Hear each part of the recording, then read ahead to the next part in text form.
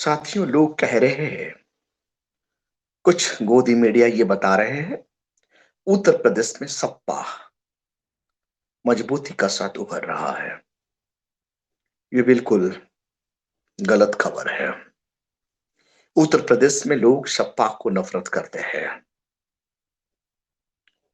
BJP वाले का शासन जैसे गुंडा राज है, ऐसे ही सपा का शासन यानी समाजवादी का शासन का पीरियड में गुंडे का राज चलता है। ऐसे ही उन्नाव में जो घटना अभी घट गया, उन्नाव पीड़ित परिवार न्याय का भीख मांग रहे थे।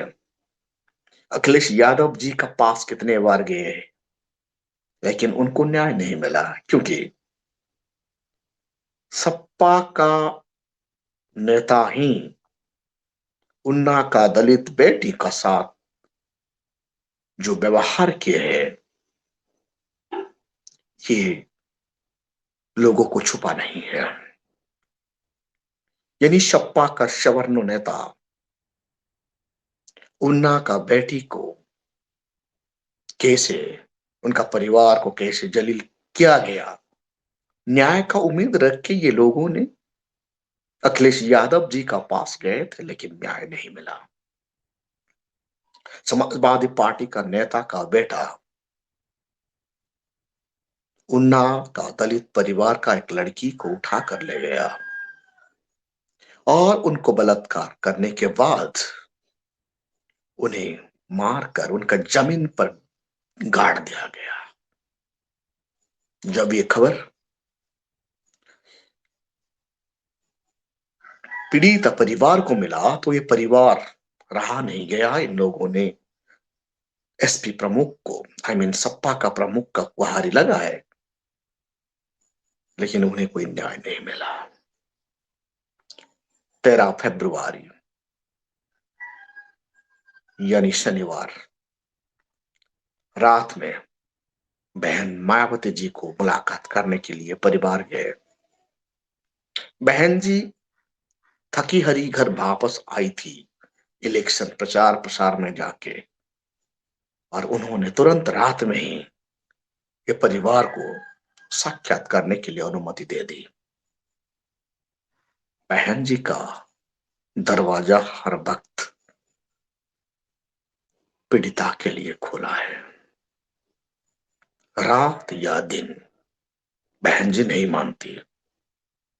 जब भी कोई दलितों को या कोई भी बेटी को अत्याचार होता है, अन्याय होता है, बहन मायावती जी का पास वो फरीद लेके गया, मतलब फरियाद लेके गया, मतलब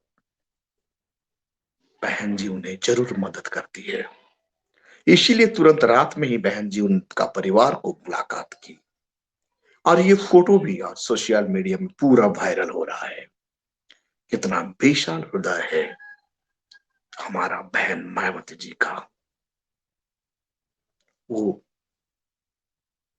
औरत को ज्यादा सम्मान देती है, मां बहन का इज्जत को सुरक्षा देती है। मुलाकात होने के बाद बहन मायावती जी उन्हें ये भरोसा दिलाई है कि उनको न्याय जरूर मिलेगा, क्योंकि आज का तारीख में बसपा में सीमा कुशवाहा जैसे होनहार एडवोकेट है, जिन्होंने भारत का बहुचर्चित रेप केस को लड़ी है और उन्हें न्याय भी दिलाई है। अब बसपा का हाथ में ये केस गया, मतलब आया, मतलब समाजवादी पार्टी का नेता का बेटा जेल डेफिनेटली जाएगा। बहन मायावती जी ये कहती है,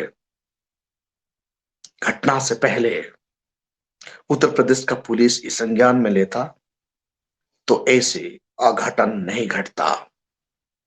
इसीलिए बहन मायावती जी अपना ट्विटर हैंडल में ये लिखती है, समाजवादी पार्टी का नेता का बेटा को कड़ी से कड़ी सजा मिलना चाहिए। उसके साथ साथ दोषी पुलिस कर्मचारियों को भी कानूनी प्रक्रिया से उन्हें दंड मिलना चाहिए, क्योंकि यहां ये केस से ये स्पष्ट प्रतीक हो रहा है लोकल पुलिस इस घटना में शामिल है। लोकल पुलिस का मिलीभगत से ऐसे अघटन घट गया उन्नाव में। कब तक हम ये दुख झेलते रहेंगे? जब भी देखो दलित परिवार का बेटी को ही उत्तर प्रदेश में उठा के ले जाया जाता है। क्या उम्मीद रखेंगे समाजवादी पार्टी से? समाजवादी पार्टी में दलित सुरक्षित नहीं है। समाजवादी पार्टी में दलित मां बेटियां सुरक्षित नहीं है। ये प्रतीक होता है उन आपका घटना को देखने के बाद। साथियों, ये इलेक्शन का समय है, आप लोग समझ जाइए समाजवादी वाले हमें कितना प्यार करते हैं दलितों को। बहुजन समाज का आंख खुल जाना चाहिए। जो भी पॉलिटिकल पार्टी बहुजन का खिलाफ जाता है, वैसे पॉलिटिकल पार्टी को हम कभी भी वोट देना नहीं चाहिए। हम वोट 5 साल में एक बार वोट दे के इसीलिए जनप्रतिनिधि चुनते हैं ताकि वो हमारा जान और माल को सुरक्षा दे। जो गवर्नमेंट ये कर नहीं पाए वो निकम्मी है। ऐसे गवर्नमेंट को बदलना बहुत जरूरी है। वर्तमान परिस्थिति में उत्तर प्रदेश में बसपा ही ऐसा एक पॉलिटिकल पार्टी है जहां मां बहन सुरक्षित है, जहां लोगों को इक्वालिटी मिलता है। भारत का संविधान का हिसाब से वो शासन चलाता है। इसीलिए बसपा कभी भी उनका पॉलिटिकल मैनिफेस्टो जारी नहीं करता। बसपा का मकसद है सब लोगों को समान बराबरी न्याय दिलाना। सर्वजन हिताय सर्वजन सुखाय का नारा अकॉर्डिंग टू आर्टिकल 14 के तहत दिया जाता है। भारत का संविधान का आर्टिकल 14 में यह लिखा गया है सब लोगों के लिए न्याय का द्वार समान होना चाहिए। सब लोगों के लिए सोशल इक्वालिटी समानता से मिलना चाहिए। सब लोगों के लिए पॉलिटिकल इक्वालिटी समान मिलना चाहिए। इसीलिए बसपा सुप्रीमो बहन मायावती जी ये नारा दी है सर्वजन हिताया सर्वजन सुखाया, यानी भारत का संविधान को सही से पालन करना और भारतवर्ष में भारत को नफरतवाद से आजादी दिलाना, जातिवाद से आजादी दिलाना, भाईचारा स्थापन करना, भूखमरी से भारत को आजादी दिलाना है। वही बसपा का काम है। बसपा एक पॉलिटिकल पार्टी नहीं है, ये एक सोशल रिवोल्यूशनरी मूवमेंट है। आप सब लोग इसमें जुड़ जाइए और भारत वर्ष को बचाइए। अब सबको पता है जब जब मनुवाद कुछ बड़ा उलटफेर करता है तब तब वो धर्म के नाम पर कुछ गोदी मीडिया का द्वारा प्रोपेगेंडा करता है। जैसे हिजाज हिजाज का एजेंडा पूरा भारत का मीडिया दिखा रहा है। उधर गुजरात में मोदी जी का नाक का नीचे 22,000 करोड़ रुपए का बैंक घोटाला हो रहा है। ये भारत का सबसे बड़ा बैंक घोटाला है। यानी जब देश आजाद हुआ उस दिन से आज तक कभी इतना बड़ा घोटाला नहीं हुआ। बैंक 10 से ज्यादा बैंक को चुना लगाकर गुजरात का कंपनी मालिक विदेश चला गया है। तब जाके ये लोग मीडिया में दिखा रहे हैं इलेक्शन को हार रहा है बीजेपी यूपी में। लोगों को ध्यान भटकाने के लिए धर्म के आड़ पर क्या क्या खेला जा रहा है। मीडिया गोदी मीडिया वक्त बर्बाद कर रहा है हिजाज को दिखाने के लिए। इधर 22,000 करोड़ रुपए बैंक को चूना लगाया गया है। भारत का